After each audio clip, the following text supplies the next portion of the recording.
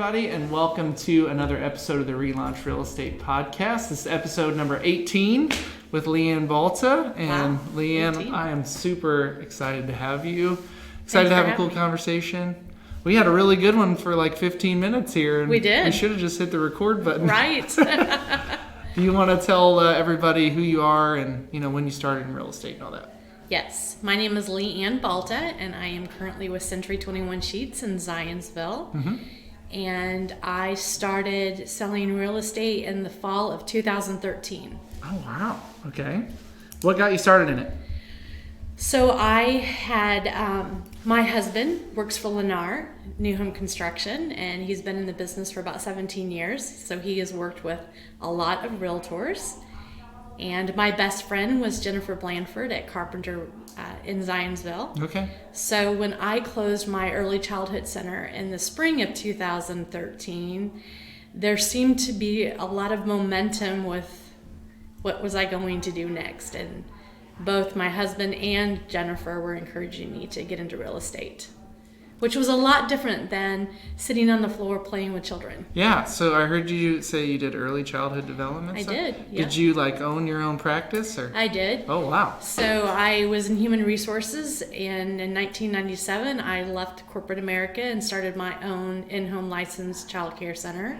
Did that for about 5 years, and then built a center in Zionsville with about 200 children and 40 teachers. Holy smokes. Yes. It was quite you ran that whole thing? I did, yes. We built it to suit. We built it with an accreditation certification in mind. We wanted to be nationally accredited using best practices with teachers and children. And so that's what we did for about 11 years. So how'd you walk away from 200 kids and that many employees? It's changing, watching the culture, watching the community, what was going on. I could see that our educational system was starting to get in sort of that full-day kindergarten and full-day preschool programs, which was then reducing my numbers. And although I was an accredited program, it's hard to argue what's best for children when they have access to full-day programming within a school system. So just watching the landscape at that time, I could see that the business was changing. I did not want to cut back on what I was doing, what I felt was best practices for children. And so we made a personal decision to close our center. Wow. Yeah.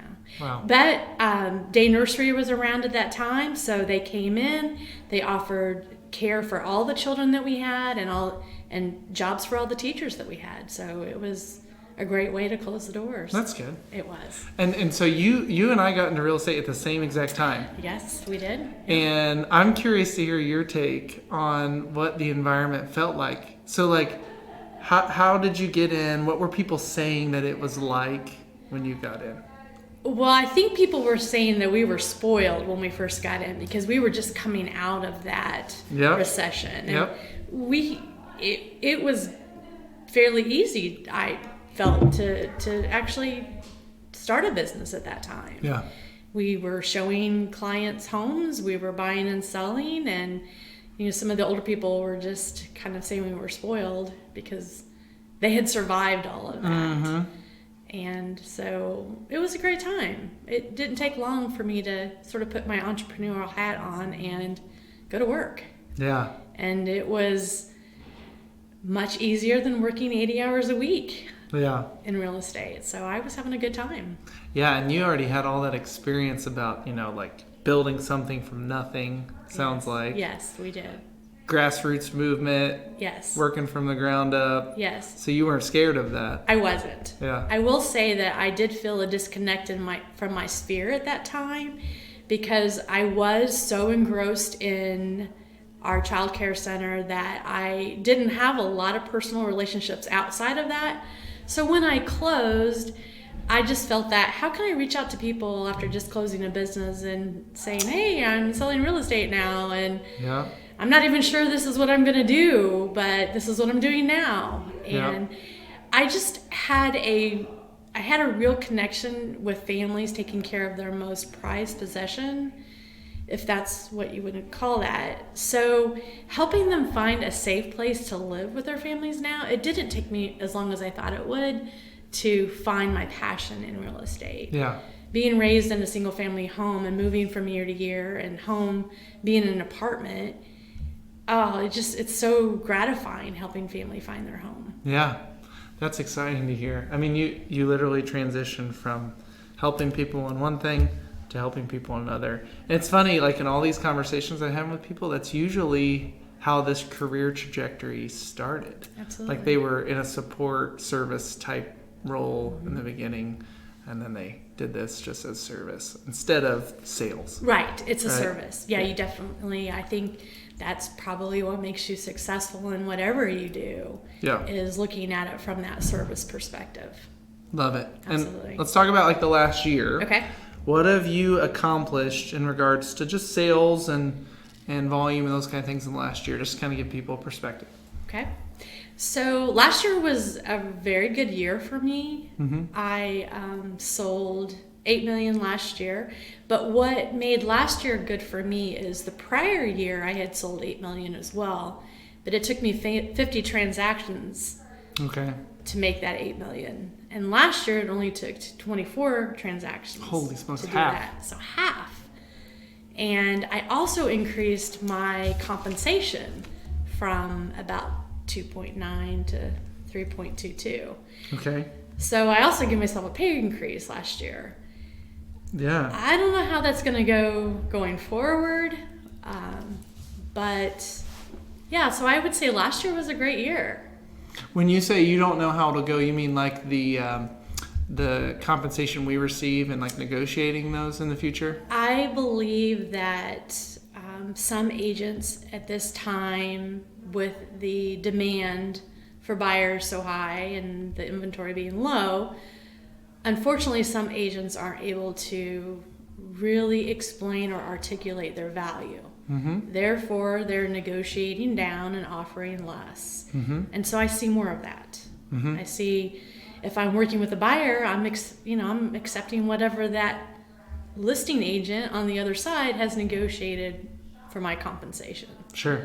So that has taught me to really focus on listings this year if I want to keep my compensation where it's at. Yeah. Really helping buyers to understand that, helping sellers to understand that is something that I'm focused on. The money is only a problem if there's an absence of the value, right? Absolutely. And like everybody says the V word all the time. All the value, time. value. Yes. I want to come back to that real all quick right. later. Like, how do you articulate that? Mm-hmm. But the first thing I want to hit is you took a huge leap in just the course of a year in your average price, your average sales price.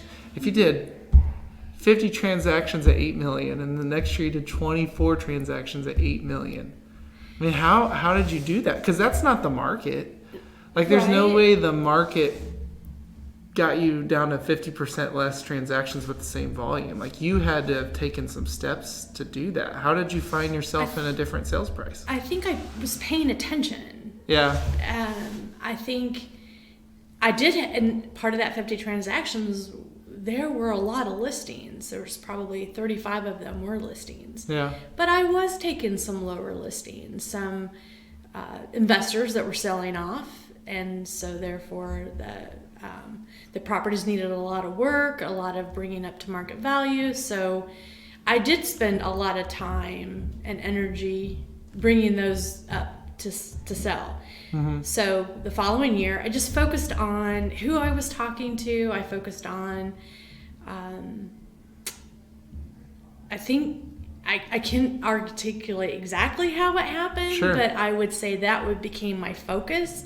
And because I was just aware that, you talk to one person that's at a certain price point, and if you win their loyalty, then they're likely to refer you to other people in that similar, sure, price bracket. And I'd have to say that's kind of a lot what it was. Sure. It was just a focus. Yeah.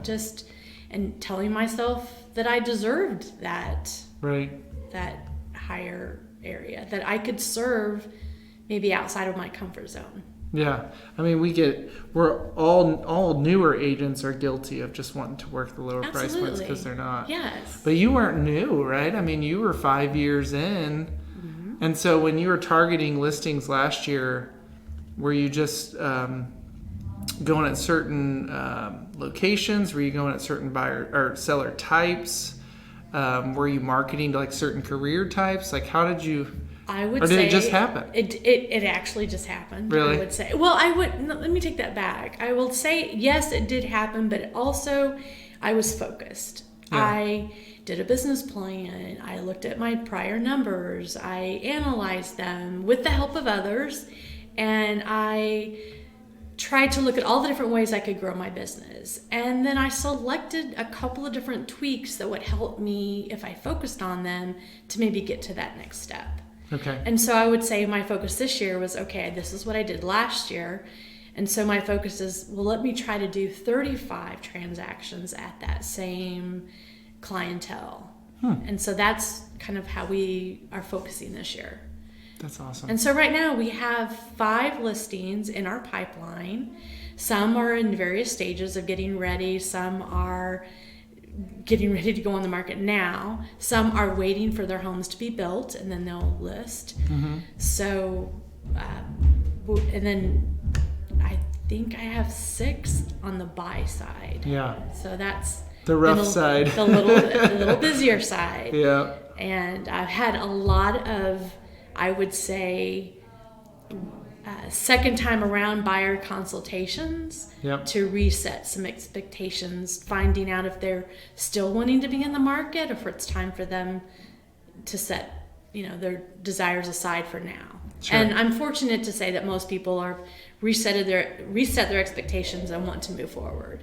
Yeah, I mean, I think that most people can find an opportunity to still pursue the market. Their expectations just might have to change, right? Or Absolutely. Their price point has to change. Yeah. So I haven't had anyone, it sounds like you haven't either, say, we're out. I'm out.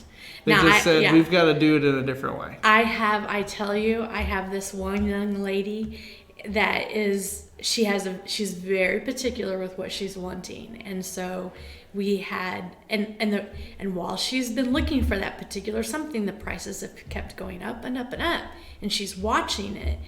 And so I almost thought I might have to rethink this, Lee Ann. And then I was able to dig up a home that I'm showing her tomorrow. Oh, wow. With those reset expectations. But it is a listing that I had to dig up. Yeah. When you say we, so you were saying we a little bit ago. Your pipeline, your guys' pipeline. Yes. Tell us who that is. So you mentioned to me you had an assistant or partner or however. Tell me who your team is or who your squad is. So in 2017, I think I started, getting up into 6.5, 7, and it started to become a little bit of a quality of life thing. Yep. So I did 2 things for myself that year. I had someone come in a couple of times a month and help me clean the house. Yeah. And then I treated myself to a Betsy, and that is Betsy Bautista Flowers, which is my partner. Okay. Yes. And she is the detail-oriented, systematized girl. I love her because she bosses me around just right. I get to do all the schlepping around, meeting with the clients, and she makes sure that I don't drop the ball. And it seems like it's always around that $6 million mark. That's how we structure it here. Okay. It's like when people hit 6, that's when they feel like they're starting to lose control. Right. I liken it to those plates spinning in the air. Oh, 100%. You can only keep them up for so long. And the last thing we want to do is disappoint a customer. Yeah. And so did you go out and search for Betsy by yourself? Did you know her personally? How'd you find Betsy as your help? Well, I'm a little bit spoiled in that area because Betsy also was one of my preschool teachers. Okay. And we worked very well together. She was very detail oriented. She took those best practices to heart, and she was always a great teacher. Then she left the teaching field to start having children, raising her family. So about 10 years later, she was ready to go back to work. She knew what I was doing. She called me. Oh, she contacted you. She did. Oh, wow. And I wasn't ready for her just yet. I knew I needed her, but I was so busy that I knew. She contacted me in the spring, and I was just like, I want you to come work with me. I'm just so busy that I can't even. I had no systems yet. Right. I didn't know how I was going to take it on. So we agreed. How about you spend the summer taking your license? Yeah. So she went to RECP. Is that it? RECP, and took the training, thinking that she was going to get licensed at the end, but still help me. And she decided she didn't really want to go that far into it. Yeah. But because she had all that training, she was really able to help me systematize my business. Yeah. You had the perfect scenario. I did. A lot of people are like looking for talent from people that they don't know. I've actually been coached from my coaches that usually the best talent is somebody that you know.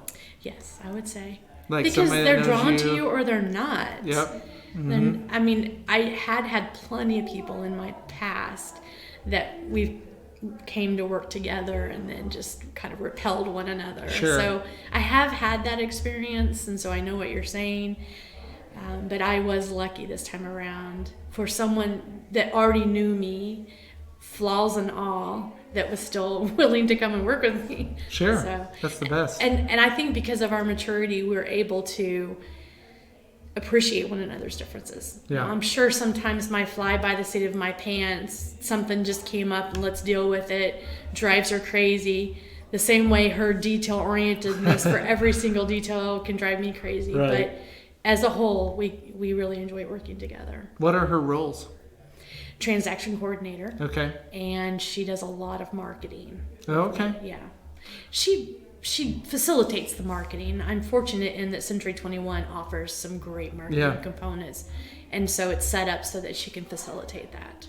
So she's taking the content that you have and disseminating it sometimes, or putting it out there in the world. Yeah, repurposing it and putting it back out there. That's awesome. Yeah. Does she enjoy that, you think?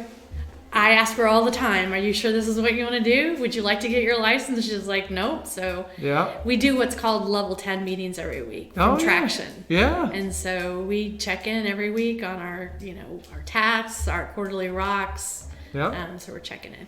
We tried to build our team last year, added a couple of buyers, agents. That didn't work out so well. Yeah, that's a challenge. Yeah. I mean,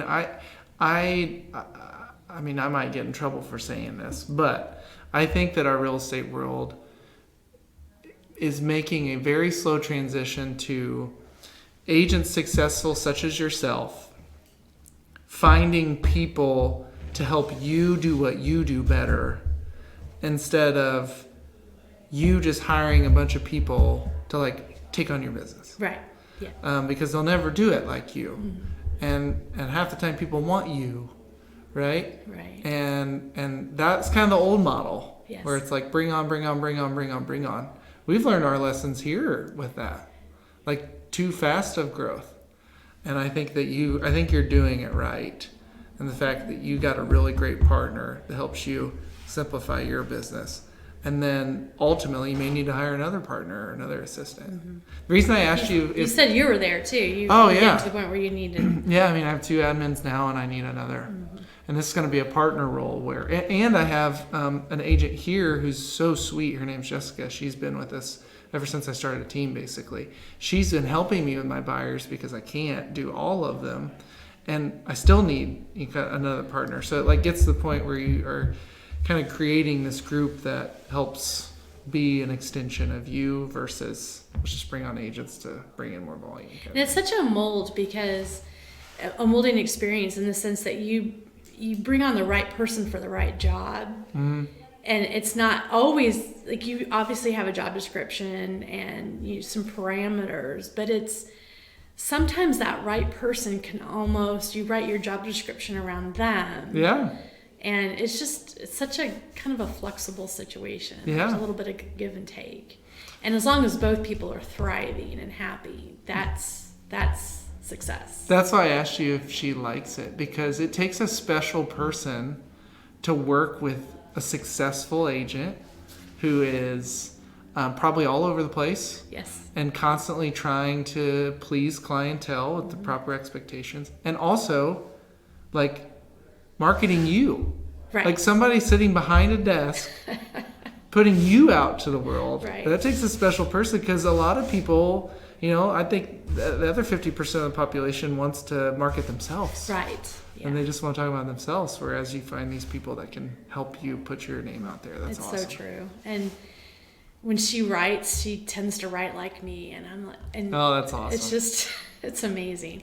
But the flip side is, I think most of my clients know that I couldn't be there for them present if I didn't have a Betsy. Yeah. And one client even said, Betsy's the wind beneath your wings, isn't she? Oh, and wow. I was like, she really is. Mm-hmm. So we would like to maybe add a buyer's agent, and we have, just because again our personalities and our history, Betsy maybe enjoying that a little bit more responsibility, me not necessarily enjoying. I love mentoring. I love teaching for small periods of time, but I actually don't like managing others. Yeah. I know my expectations are too high of myself and therefore too high of them, and that can really add a lot of conflict. So we've even talked about with Betsy helping with that, managing and nurturing and loving on that. So Yeah. we're just still figuring it out. Yeah, and that's a way for her to, like, earn more stripes. Yep, absolutely. Because everybody wants growth. Yes, they do. That's awesome. Yeah. Do you care to share about how that works, like in regards to how her structure works? Do you pay her per file? Do you pay her like a salary plus bonuses? How's that all work? So the way I have it structured with Betsy, she's in Fishers and I'm in Zionsville, or just south of Zionsville. My office is in Zionsville. I wanted her, one of the benefits to taking on this role was flexibility, her being able to control her schedule. So we set up a system so that every day we have our email comes up with who has to do what. I get one for me, she gets one for her. And so she basically, my score, so to speak, is how many calls, notes, and pop buys I do every week. Oh, wow. And her score is how fast she responds to whatever's in the email box or phone calls that are coming in. As long as she does that within her parameters, she's in complete control of her own schedule. So I pay her she bills me an hourly wage. Okay. Plus so much a file that we close. Okay. Man, so you've read Traction. Yes. I can tell. Yes. And I have not read Traction, but my wife, where she works, her company got bought out, and they believe in Traction, the whole Traction system and everything. And so they gave her a book called What the Heck is EOS, which describes Traction basically. And so I read that book. Okay. In one night. Yeah, it's because I was like, great, holy smokes, this is amazing. Would you think that that's like a big piece to your success? Yes. Is probably that book? I would. That book alone? I would say I've always goal set. Yeah. I would say as I've done it even when I had, my own business and managed a team, we had to have goals or we wouldn't get anywhere. So it took me a while to figure out how to make those annual goals break down into quarterly rocks and then daily. So it just solved a big problem for me. It just made it real and made it happen. Yeah. And so, I would highly recommend that book. That book is so good. I've heard. There's even technology that can. I have a client now who uses the EOS system in a technology way. So he's a sales consultant for selling the technology that goes with the EOS system. Oh, okay. So I still do it on paper though. I still do it using the forms, because there's a little bit of that entrepreneur that says, "Let me do it my way." Sure. And there's some things that are really good about being 54 years old, and that is you have a little bit less of the shiny object syndrome. Yeah. So now, if I were in my 20s or 30s, I would want to reinvent the whole system myself. I can now just copy the form, plug and play. Yeah. Absolutely. I love hearing that you treat your business like a business. Yeah, I think so. I think that gives a lot of confidence and watching and paying attention. Yeah. You can forecast things. You can kind of anticipate what could happen. You also get your people in like a rhythm. Yes. Yeah. Because without a system, they're not in that. Mm-hmm. I love hearing that you treat your business like a business, because we're all guilty of this, myself included. We as agents, we listen to podcasts like this. And we read books and shiny object, just like you said. Shiny object, yes. But a lot of the real estate specific podcasts and books and all those things, they don't teach you about setting up a business. They teach you about just how to go get more sales and how to be successful. Yeah. I love hearing that you set that up like that. Yeah. It does satisfy that entrepreneurial part of me. Yeah. But I will say, since I've had Betsy, I have learned to stick to a system because we're both on board now, right? It was so easy for me when I was alone to just invest in things that weren't making any sense. Sure. And so even though I'm spending money on my Betsy, I'm probably saving money because I'm not throwing money away on other things. Yes. I love it. Yeah. I love it. There's so many good things we could talk about there. I feel like we could have a whole podcast on your business system. Let's do a transition to complete opposite transition here. But you'd mentioned that in this market today, I think this segues to our FSBO conversation here in a second. But you'd mentioned, and I agree, that sellers have this idea that we may be less valuable. Right. Buyers are a lot easier to find now, and that our work is less than it used to be. Right. You and I know that it's actually more challenging sometimes on the listing side because of the increased demand. Right. But how do you portray that? So, how do you go into your appointments and get what you want in regards from a commission standpoint, and then also get those people what they want in regards to selling? How are you handling those objections on commission? I think it starts with pre-qualifying them on the phone. Yeah. Just being comfortable and confident and getting the questions that you need or answers to the questions that you need to be able to be confident when you're walking in the door, and to be ready and to be over prepared so that you can then pause and build that relationship with them. Finding out what they want, the complexities to what they want, and showing them how you can meet those. There was something else I wanted to mention about that. Trying to be over prepared gives you the time to really listen to them. Yeah. And find out not only what they want, but what their fears are, what they're afraid of, the details of how the end looks. It's almost like, what's the end look like first, and then kind of backtracking through there. Mm-hmm. So I believe that I show my value in listening, being prepared, showing them the system that we use, showing them how we're building that marketing funnel. And while that may seem less important now, we are still building a marketing funnel of qualified buyers. And so we talk about, what does a qualified buyer look like? What does maybe a non-qualified buyer look like? What are the different kind of scenarios that we can run into? So most often, the way I present the purchase agreement, the listing agreement, I'm showing some of the discounts in advance is one of my strategies. So I'll send over a listing agreement beforehand with a range, and I'll already plug in there that if I'm helping them on the buy side, I will provide them with a discount. If it happens to be a limited agency transaction, then there's a discount. So I actually don't get a lot of questions about discounts at the listing appointment. But when I do get that question, we start to talk about getting what you pay for. And you might find someone that can do it for less, but why would they be doing it for less? And so you just start asking them questions about that. What would that look like? And then most of the time they will talk themselves out of it. Sure. And you talk about building that funnel and how much of a stronger funnel it can be with strong qualified buyers, that they may actually be able to get more than they're looking for. Absolutely. But it depends on the work up front and the work that happens over the next 30 days. Yeah, I mean, I think you nailed it on the head there, where they're less likely to be asking you for a commission discount for two reasons. Because one, you're just kind of throwing it out there honestly right out the gate, like, hey, in these scenarios, I'll work with you.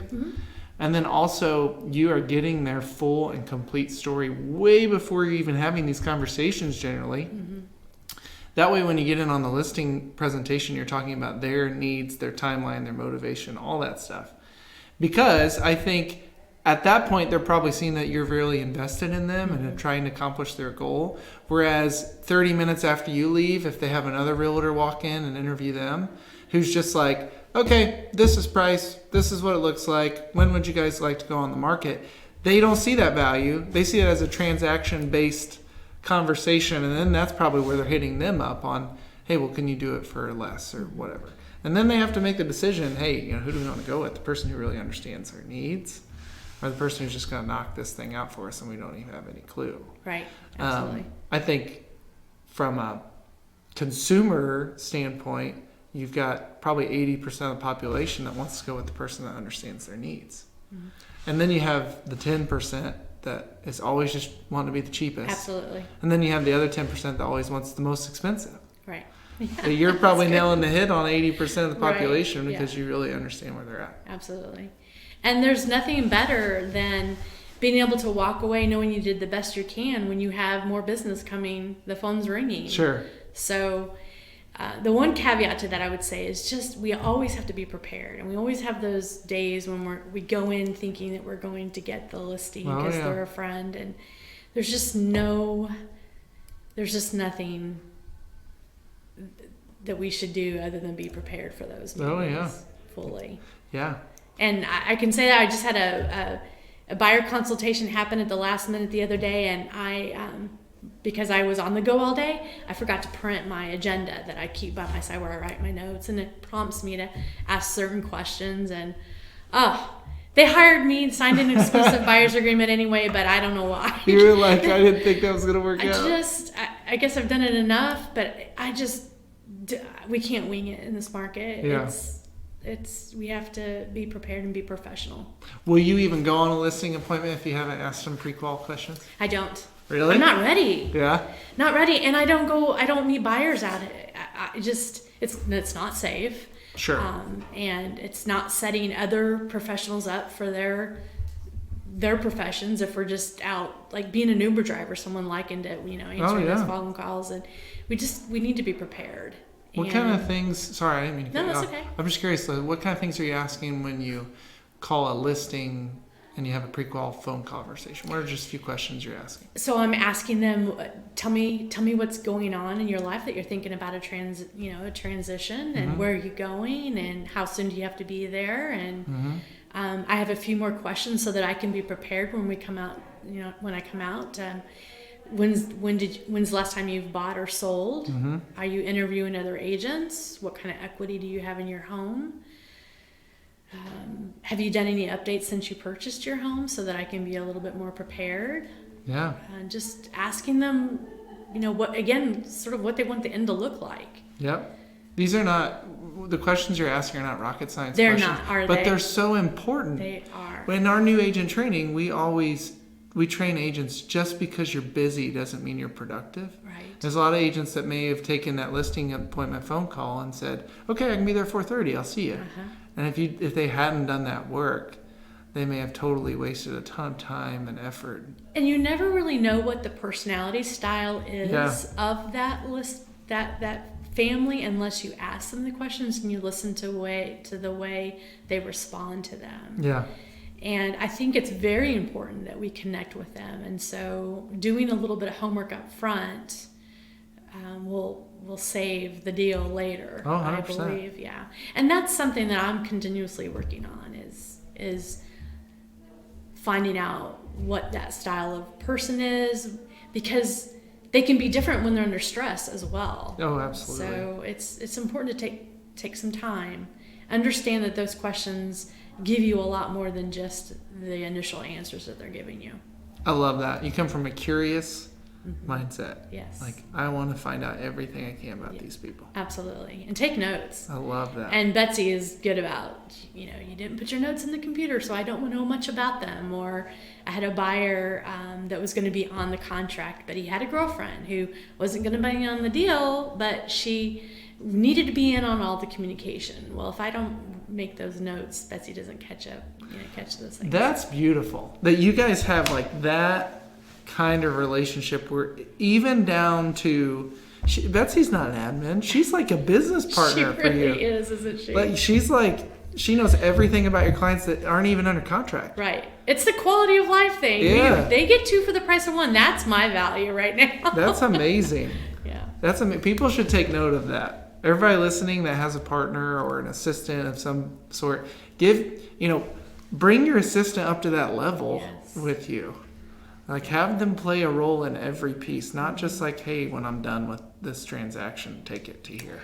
One of the things that we try to do, our goal last year, and we've continued on, is during the process, like instead of having just the systematize, because that's something Betsy's taught me. It may be efficient, but is it effective? Because I love efficiency. Yeah. And so that becomes a word with us, is you're being very efficient. Means you're not being relational enough. So sometime during the process, instead of having that canned closing gift, which we don't like a closing gift because it's really not the end of our relationship, it's just the beginning. Yeah.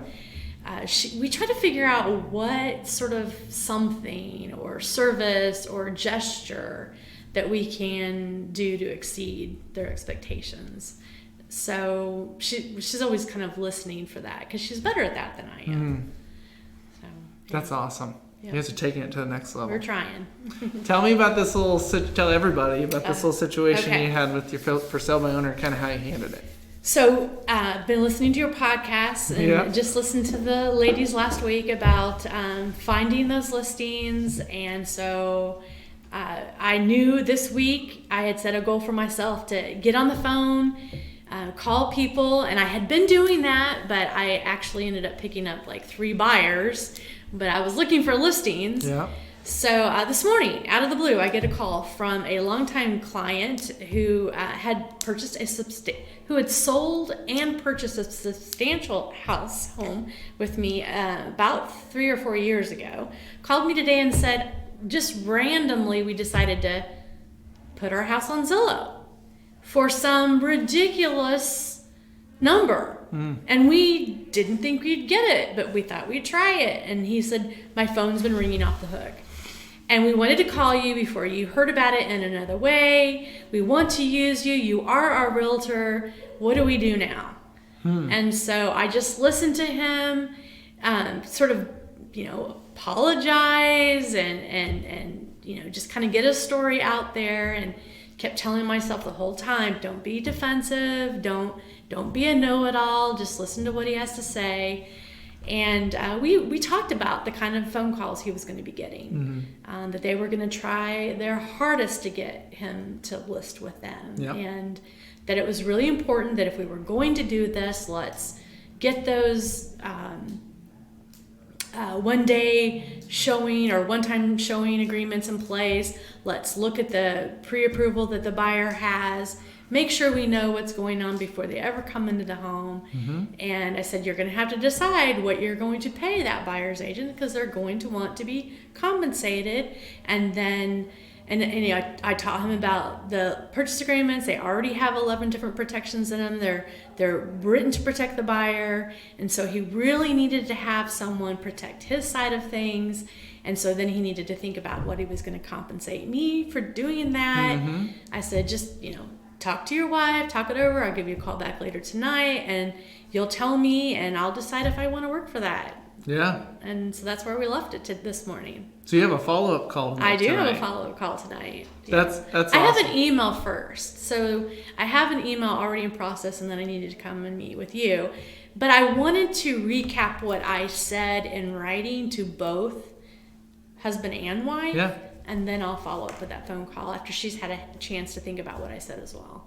Yeah, and you did that in such a way where you didn't tell him that he made a mistake. No. Like, you didn't tell him that what he was doing was dumb. Because we're all, no matter what, like whether we're transitioning in or out of brokerages or doing, whatever we're doing in life, generally we're just trying to do what's best for our family. Yeah. And so even though I didn't know he was even thinking about selling, and maybe they didn't even think seriously about it, he didn't do anything wrong. He's just, for some reason, he put that out there, and he's just doing what's best for his family. Yeah. Yeah, and the way you handled that, we'll get a call, hopefully, if it doesn't work out tonight, maybe in 30 days or so when he's still potentially not sold. Right. And he'll say, well, Lee Ann, she was friendly with me. She walked me through the process. She told me what to expect. She didn't tell me I was wrong. And hopefully you get that listing. I don't know what it is about Zillow, but I just realized I also had another email today from a buyer that saw a home on Zillow for sale by owner. And I actually went and knocked on that door today to see if it was really for sale. But kind of only because it was really on my way to see you. I was like, well, that house is right down the street. I'll stop by and see if because I've explained to my clients that Zillow will put things out there that may or may not really be active. Oh, sure. And I explained to them why they do that. They're in the business of generating revenue, and right now that revenue tends to be sales leads for agents. Yeah. So I explained to them why that's there, but it's not always accurate. So I was able to go by and check that out. Were they for sale? No. The lady said, I didn't bring that in for you. I brought you a pop by, but I forgot it in my car.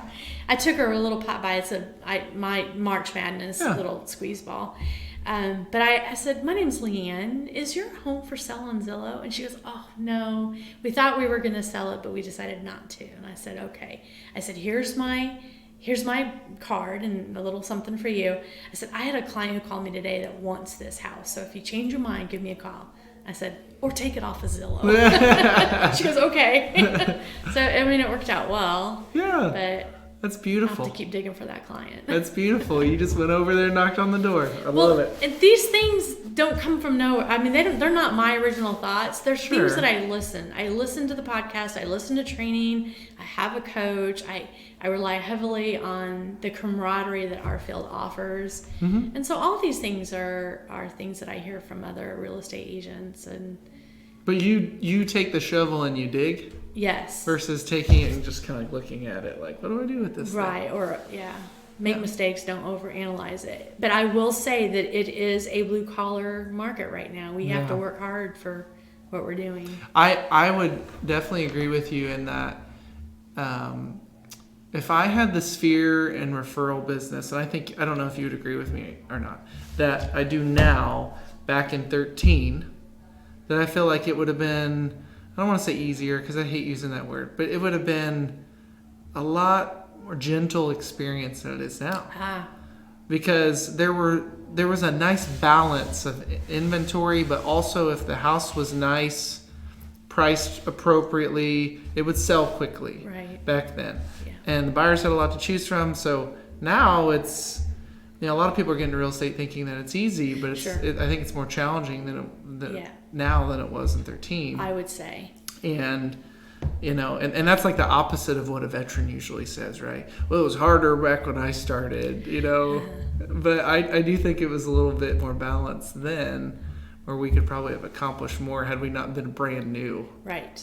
Back then. I think that if there's 8,000 agents in the Indy regional area, then there are 8,000 different ways of doing something. Yeah. And I will say, I'm very content where I'm at now. But when I first got in the business, I had no idea what system to follow, what to spend money on, what not to spend money on. And I will say that was a lot of time wasted. Yeah. For any new agent. And so I did listen to your ReLaunch podcast. I think maybe it was 15, where you were on the podcast with another gentleman that also had a podcast. Oh, yeah, And the way that you train up your new agents seemed to me like that would be something that, I honor that. I will say that you do a really good job of bringing them on and setting those expectations of coming to meetings and goals that they're going to do so many deals in a certain amount of time. And that is a really great way to train up agents. Yeah, we all have to have some kind of guidance in this. Yeah. Because there's so much that we can do, and that's kind of what we try to do. I think a lot of agents, get in this business and can really fizzle out because they don't have. Yeah. Yeah. We could get into more details about selling brokers and managing brokers. It's great to watch someone flourish, but it's also good to have someone who can pay attention to what you're doing and not getting too sidetracked. 100%. Yeah. Yeah, we all have to stay more focused for sure. Yeah. Talk to me about your buyers that you're working with, and like you mentioned you might have revamped your buyer's presentation a little bit. Yes. So how are you going about that? Well, there's been things that I've been telling my buyers since really January. I don't know what happened in January. I don't know if it was a realization or people just kind of got panicked because last year was such a great year. But when I listened to your podcast and you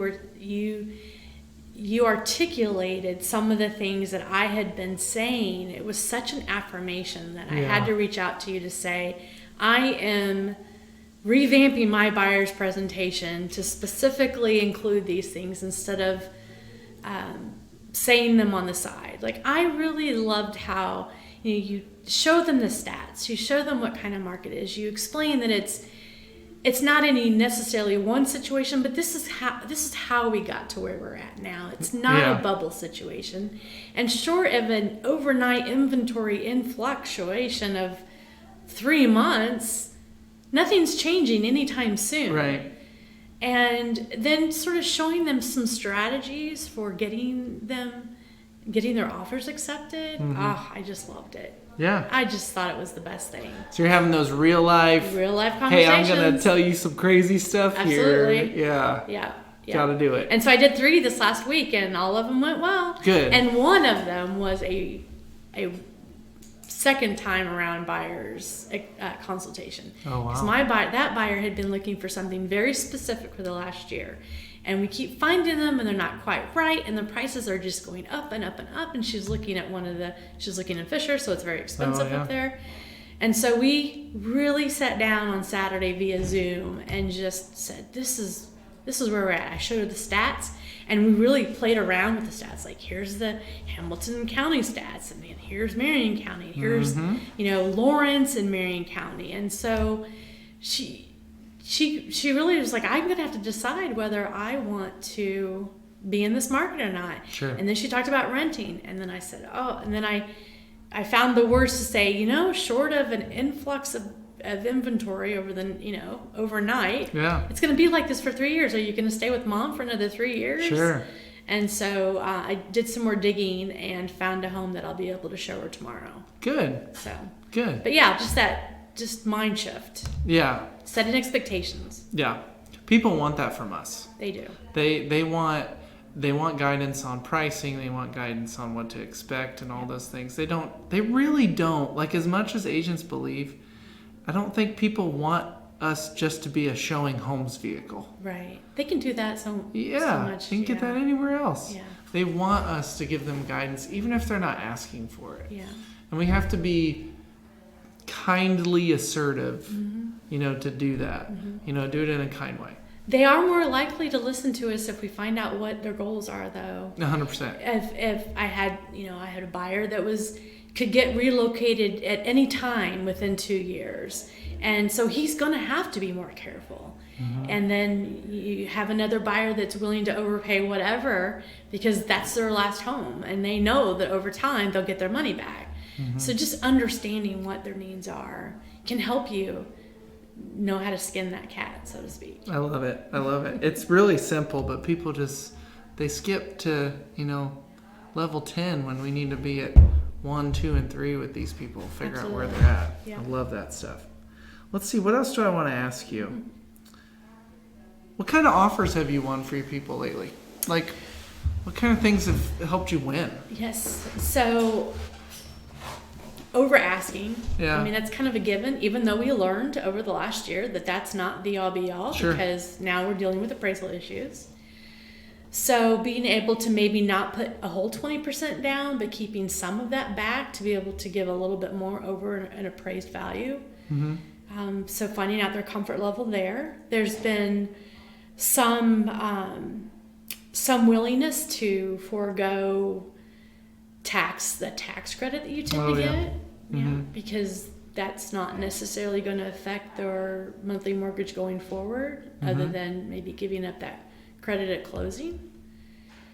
obviously the possession, and you spoke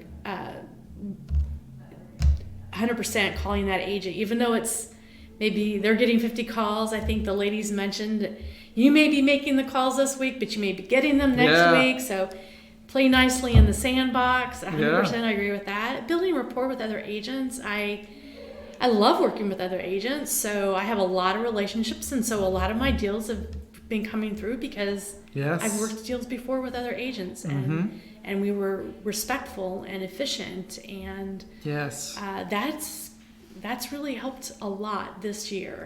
Getting those deals. And I'm proud to say I haven't lost too many because I've kind of gone in with it with that competitive mindset, prepared the sellers, and worked with the agents. That's beautiful. That is so important. There's so many agents that don't play so nice, and they think it's like always this thing between us. So important. And there are agents who go back to their sellers, and their sellers with all these offers, and I've had this happen. And their sellers will say, "Well, who do you know the best here? Like, have you ever worked with any of these people? Who's the kindest? Who gets things done, etc." And they're asking questions about, especially seasoned sellers who have had agents that have bombed things before, that are like, "Hey, tell us the offer that you think will get the job done better." Right. And if I see, Lee Ann's name come across, or if I see agents that I've worked with on the other side, I say, "Hey, I can tell you from previous experience that these went really, really well." Absolutely. And expectations are set. So we always have to be keeping those bridges put together with our agent. I agree. And you know what? I think we've only done one together. Right. Yeah. Is it one? One deal. Yeah. I think I was a listing agent. Yep. And I didn't spend any time to go back and look at why we connected over that one. But I think it was because Betsy and I had tried to make sure you had all the information you needed to give your buyer. You didn't have to dig around a lot for it. Yeah, you guys that might have been. You were fantastic. Thank you. Very organized, incredibly professional. Thank you. And obviously now we know, like when we see each other in things, we have an utmost respect for our client's situation. Absolutely. On both sides, and it creates some opportunities. So that is vitally important. A lot of people just think that's just a wayside thing. I mean, that's really important. Do your job, be professional. Yep. And this market requires that we be even more professional than ever. Yeah, absolutely. Fun but professional. Exactly. Yes. I want to ask you a couple more questions, then we'll wrap up. Okay. So just so people kind of understand, you're $8-9 million producer. That's really, really good, top producer in our area. Where's your primary source of business coming from now? My primary source of business comes from my sphere of influence. Okay. Yes. People that past clients, or people that just know you from? Everybody went in there. Okay. Everybody went into my sphere of influence, and over time, I've added to it or I've taken away for whatever reason. I do a lot of volunteering, so that volunteering for me felt more authentic than networking. Yeah. I could show up and serve on a consistent, regular basis, be it the Lions Club or taking a board seat on a community organization. So that tends to be how I add people that I connect. Do you have a realtor that you go to for any questions that you have about real estate, or who do you send your friends to when they have questions? Okay. Oh, you don't have anyone? Can I add you to my customer appreciation program? Yeah, that's awesome. So not only customer appreciation program. Yeah. Tell me more. Well, that is one of the things that I try to educate my clients on when I'm meeting with them, that I'm not here for just this transaction. That's that beautiful. I want to live life with them, that I will see this process all the way through, and then when this transaction is over, they will be added to my customer appreciation program, where from time to time I just send out valuable information, or I invite them to breakfast with Santa, or picnic at Newfields. Some of my clients know each other just from the yard parties that we'll have. Really? Yeah. I freaking love that. Thank you. It's one of the things I love about my business. Yeah. Yeah, I love your mindset, Lee Ann. Like you. you're like not just trying to put these one deals together. You're like, I got to be thinking 5-10 years down the road and being there for my people after. Absolutely. I love that. Yeah. I mean, it comes from, just that service. Sure. Church service, living life with people. Sure. I need to learn a lesson from you on that piece, because once you start, getting to this place where it's like, I feel like I'm like crazy busy. You start to miss that piece, right? You start to forget to take care of the people that have taken care of you. Full disclosure. But how fun would it be if, your partner would put together an event? Sure. And you just got to show up and love on everybody. That'd be amazing. Wouldn't it be fun? That would be really, really fun. Did I mention to you Betsy used to be in the hospitality industry? Oh, wow. She's like the best. She is. And nobody's allowed to have her. I was going to say, you're getting on this and everybody's going to start recruiting her. Betsy, I'm going to make you disconnect your phone number. I love it. This is so good. How about we wrap up with this awesome question? Okay. What's the best piece of advice you think you ever received from someone? So the first year of business, I did try to do the networking thing, like they teach us to do when we first get in the business, and we had to have these one-on-ones with whoever we were, networking with. Mm-hmm. And so I sat across at a coffee shop with a gentleman that said, "Lee Ann, there are 7,000 real estate agents in Indy. You can't even swing a dead cat without running into a realtor. What makes you different?" Yeah, and he was right. Yeah. And so, initially I thought that meant, well, I need to dress up like a clown and get attention to be different. But then I realized that just being who you are and knowing that you love to serve people and that you want to be there for the long haul and that you have a Betsy to help you, that's what makes me different. That's what sets you apart. That's right. Yeah. And some people will appreciate that and some won't.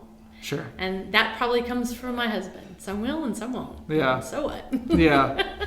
Yeah, work with the people that want to work with you, right? Absolutely, yeah. I love it. This has been incredibly valuable. So fun. I'm so glad you texted me last week. This is awesome. I knew we would have fun. Yeah. So thank you for doing what you do, which is raising up young, enthusiastic realtors that are going to serve our community, but bring joy and affirmation to some of us older ones. That's what we're trying to do. Thank you. That's what we're trying to do. Thanks for listening. So much. Why don't you tell everybody how to get a hold of you in case they want to network with you or send you a referral or something. Great. Yeah. My name is Lee Ann Balta, and you can find me at leeannbalta.com. Beautiful. Can you spell that? Yes. Leeann Balta, Balta. Balta. You got lucky and got your name in a domain. I did. I can't. Mine's some other Patrick Keller has it, and he won't get rid of it. Oh, no. So. Thanks so much, Lee Ann. Thank you. As always, everybody, please subscribe right away at relaunchpodcast.com. Thank you so much for listening. Thanks for being here, Lee Ann. You guys have a great day and successful week. We'll see you next week.